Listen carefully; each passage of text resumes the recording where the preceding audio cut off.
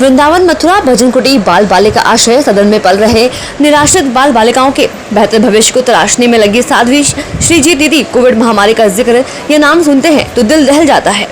Covid महामारी में न जाने कितनों ने अपनों को खोया, न जाने कितने बच्चे अनाथ हो गए। कोविड महामारी के शिकार हुए निराश्रित बच्चों का सहारा बनी भजन कुटी बाल बालिका आश्रय सदन। स्वामी चित्तपूर्णानंद सरस्वती जी महाराज जी से इस बारे में A9 संगम न्यूज के संपादक आलोक श्रीवास्तव बंटी ने बात की और जाना उनका हाल। हम लोग इस समय वृंदावन के श्री भजन कुटी बाल बालिका आश्रय सदन में मौजूद हैं और हमारे साथ यहाँ पर स्वामी चित्तपूर्णानंद सरस्वती जी महाराज मौजूद हैं, जिनकी देख रेख में यह आश्रय सदन चलता है।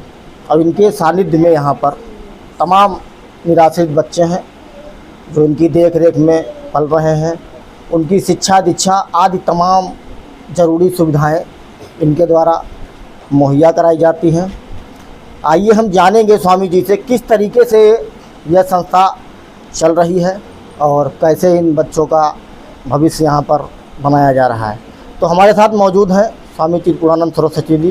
पहले तो जिनसे इनका परिचय जानेंगे, उसके बाद आगे कार्यक्रम के बारे में जानेंगे क्या कर रहे हैं और आगे क्या करेंगे।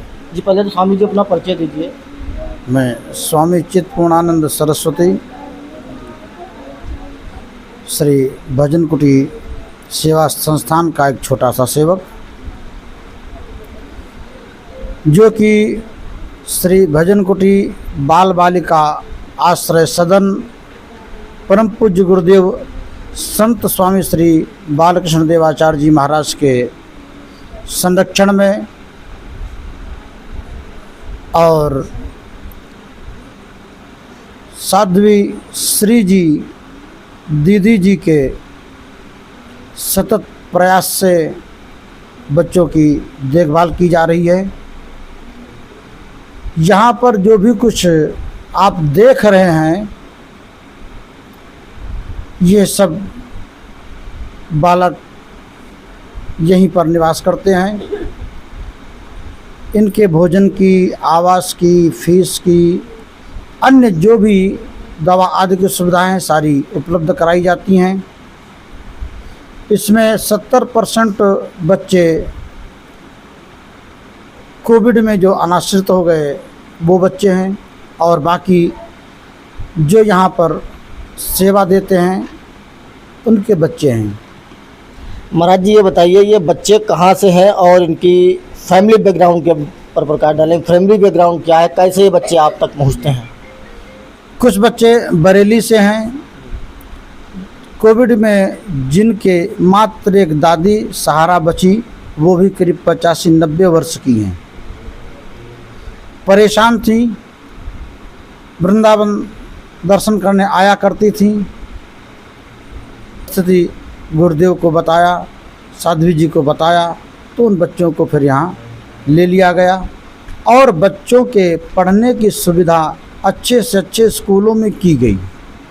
इसमें से कुछ बच्चे डीएम बनना चाहते हैं, कुछ बच्चे सीएम बनना चाहते हैं, कुछ बच्चे आईएएस पीसीएस, कोई टीचर।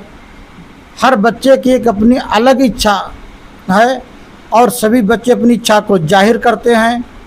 उनकी इच्छाओं को ध्यान में रखते हुए इन्हें बहुत अच्छे अच्छे स्कूलों में एडमिशन कराया गया, जिसमें कि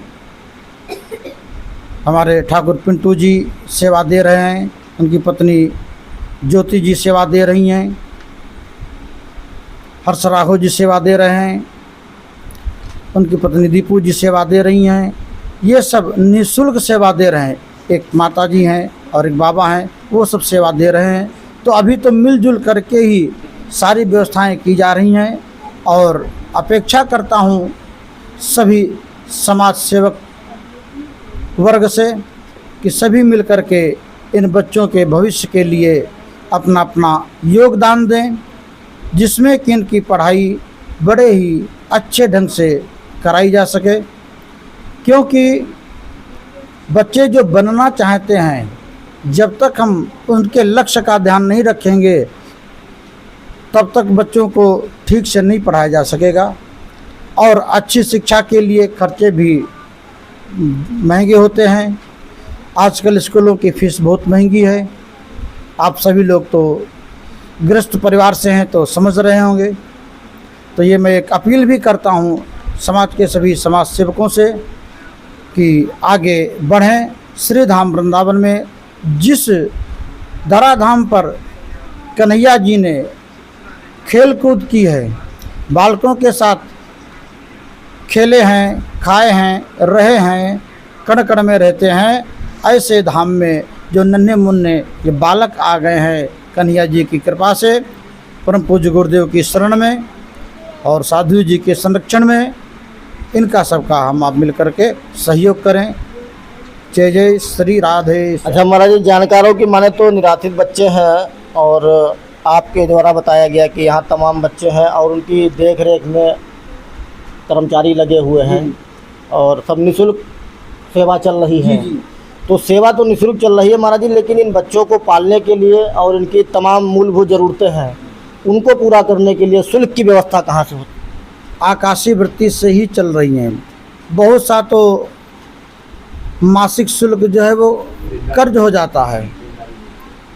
जैसे यदि व्यवस्थाओं के समय में फीस की व्यवस्था नहीं हो पाई तो भी लेना पड़ता है, कापी पुस्तक आदि यदि नहीं हो पाई तो भी लेना पड़ता है।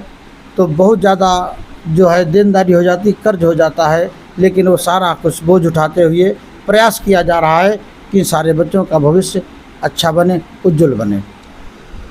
तो आपने सुना हमारे साथ स्वामी चित्पुरानंद सरस्वती जी महाराज ने बात की और उन्होंने बताया किस तरीके से ये बाल बालिका सदन वो चला रहे हैं।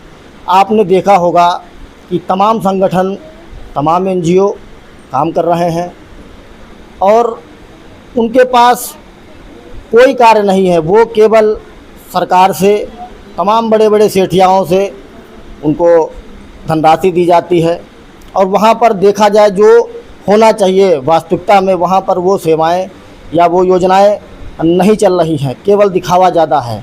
हम आपको इस आश्रम में इसलिए लेकर आए थे कि यहाँ पर हकीकत में काम होता है और तमाम बच्चे, आपने देखा होगा कि यहाँ पर कोई शुल्क सरकार से या किसी संगठन से या सेठ लोगों से कोई शुल्क नहीं आता है। जैसा कि महाराज जी ने कहा कि कर्ज के बोझ के तले दबे हुए हैं, उसके बावजूद भी इन बच्चों के भविष्य को उज्जवल बनाने के लिए कोई बच्चा डीएम बनना चाहता है, कोई बच्चा मंत्री बनना चाहता है। तमाम बच्चे हैं, अलग अलग ख्वाहिशें होती हैं। उन सारी ख्वाहिशों को यह श्री भजन कुटी बाल बालिका सदन पूरा करने के लिए कटिबद्ध है और इसी के साथ मैं